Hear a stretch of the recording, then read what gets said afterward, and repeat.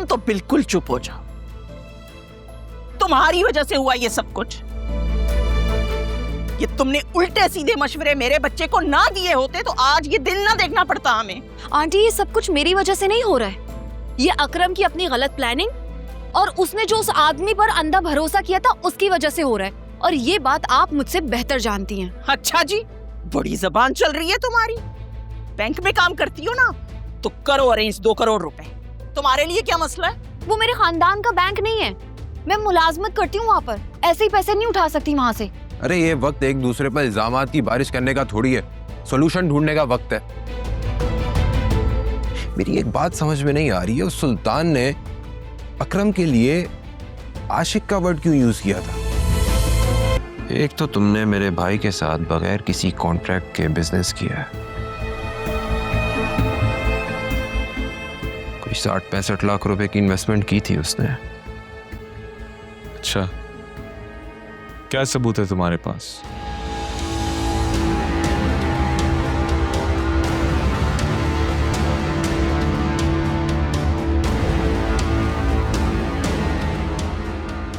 पीछे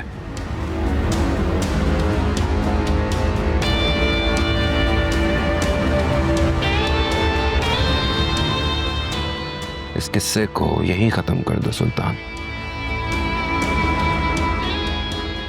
हमें तुम्हारे साथ मजीद कोई बिजनेस नहीं करना है। Am I clear?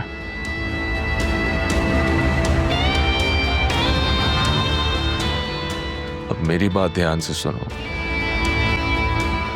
मेरे साथ ज्यादा चालाकी करने की जरूरत नहीं है।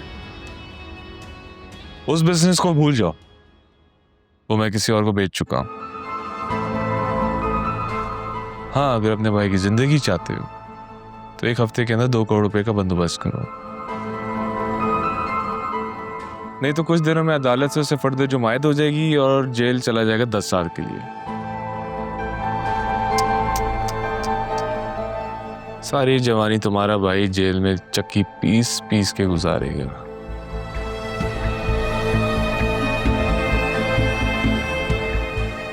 मेहमान को बाहर छोड़ के आओ। तुम ठीक नहीं कर रहे हो। तुम जाओ और पैसे का बंदोबस्त करो जाके। पछताओगे।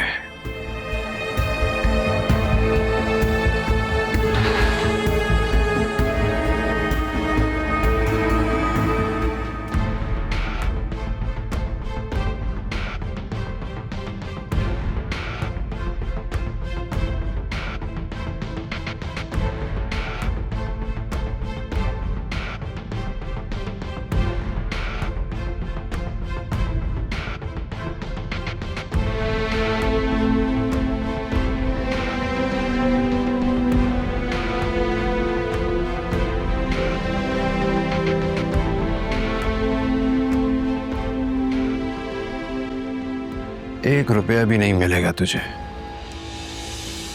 समझे?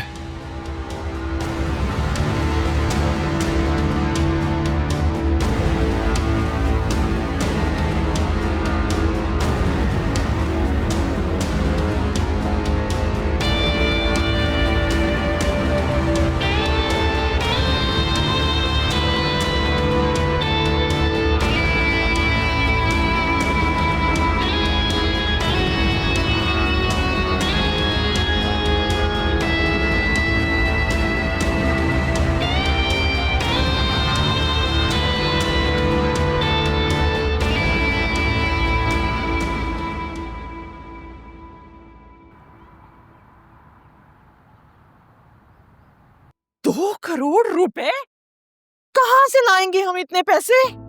2 नंबर आदमी है वो, बहुत ऊपर तक ताल्लुकात है उसके, ऐसे ही लोगों को लूटता है वो।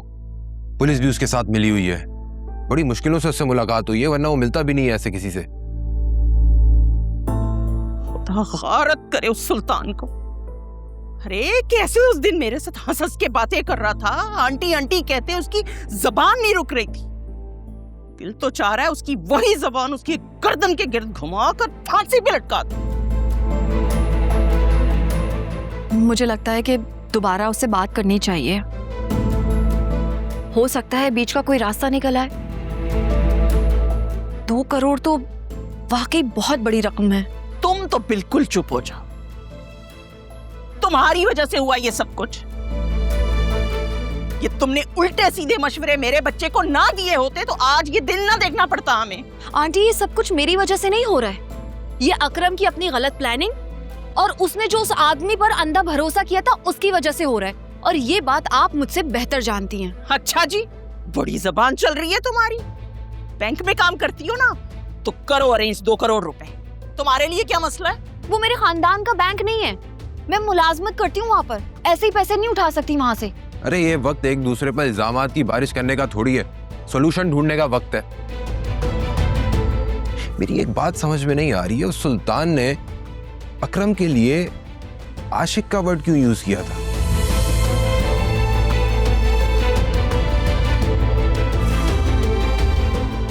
क्या इन दोनों के दरमियान लड़ाई की वजह कोई लड़की है?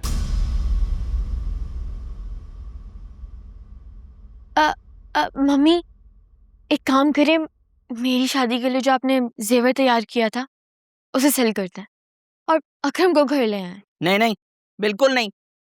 फिर तुम्हें क्या देकर ब्याहेंगे भाई? कतरा कतरा दरिया बनता है। मेरे पास भी कुछ कैश है और ज्वेलरी भी है, वो भी ले लें। ये सब कुछ अकरम की जिंदगी से बढ़कर थोड़ी है, और इंशाल्लाह वहाँ से मुझे ज्वेलरी दोबारा बनवा देंगे। लेकिन आलिया, इस बात की क्या गारंटी है कि वो पैसे लेकर खामोश बैठ जाएगा? अरे वो एक सांप है जो बार बार डसेगा। तो फिर इसका क्या हाल है वासे? मम्मी, हमें असल बात पता करनी पड़ेगी कि वो कौन लड़की है जो इन दोनों के दरमियान लड़ाई की वजह बनी है। मसले को जड़ से निकालकर फेंकना ही मसले का हल है। दरख्त के तने कितने ही काट दिए जाएं, अगर जड़ मौजूद हो तो वो तने फिर से निकल आते हैं, पहले से ज्यादा मजबूत होके बड़े होकर निकलते। जुनैरा, अकरम के कमरे और लैपटॉप की तलाशी लो, मैं भी तो देखूं वो कौन है जिसकी वजह से जेल के अंदर बैठा हुआ है। मम्मी, टाइम जाया नहीं करें, अभी पैसे जमा करें और अकरम को घर ले आए। हाँ, फिलहाल तो हमारे लिए एक एक मिनट बहुत कीमती है। ये इन्वेस्टिगेशन तो बाद में भी होती रहेगी। नहीं, मुझे पूरा यकीन हो गया है कि मामला कुछ और है। याद नहीं है, अकरम ने पेडल कोड का नाम भी A&F रखा था, और जब हमने उससे पूछा था कि ये F कौन है तो कैसे बात घुमा रहा था वो। ये F नाम की लड़की वही है जिसकी वजह से ये सारी लड़ाई हो रही है।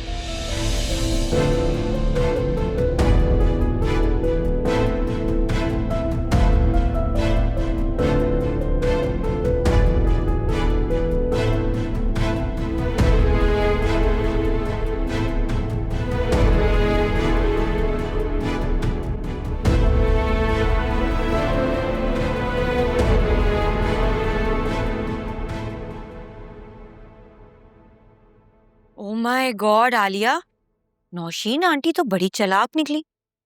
मेरा ना वाकई इन लोगों के बीच में कोई गुजारा नहीं था। हाँ, तुम फिक्र नहीं करो, मुझे इतना तो पता है अकरम का कि वो मेरा नाम अपनी जुबान से दोबारा नहीं लेगा। ठीक है, तुम अपना ख्याल रखना। अल्लाह हाफ़िज़। आलिया को फोन था?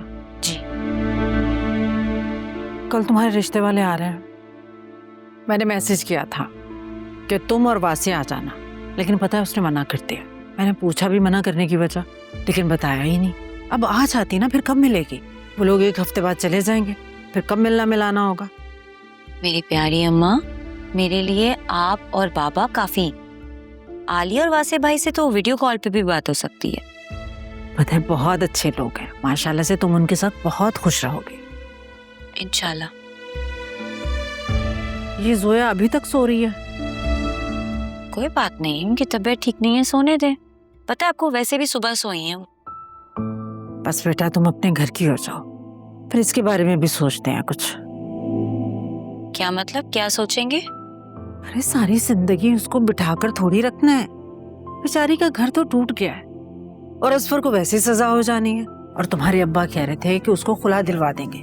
और फिर आप उनका किसी और के साथ निकाह करके उनको रवाना कर देंगी। और नहीं तो क्या, सारी जिंदगी अकेले कैसे गुजारेगी वो? आयरा, उसका क्या होगा? अरे बेटा आयरा की फिक्र मत करो, उसको हम पाल लेंगे। वाओ अम्मा, क्या प्लानिंग है आपकी। मतलब एक बार फिर से जोया बाजी से पूछे बगैर आप उनकी जिंदगी का फैसला कर देंगी। मतलब उनकी मेंटल या फिजिकल हेल्थ के बारे में आपने बिल्कुल भी नहीं सोचा। कहना क्या चाह रही हो तुम?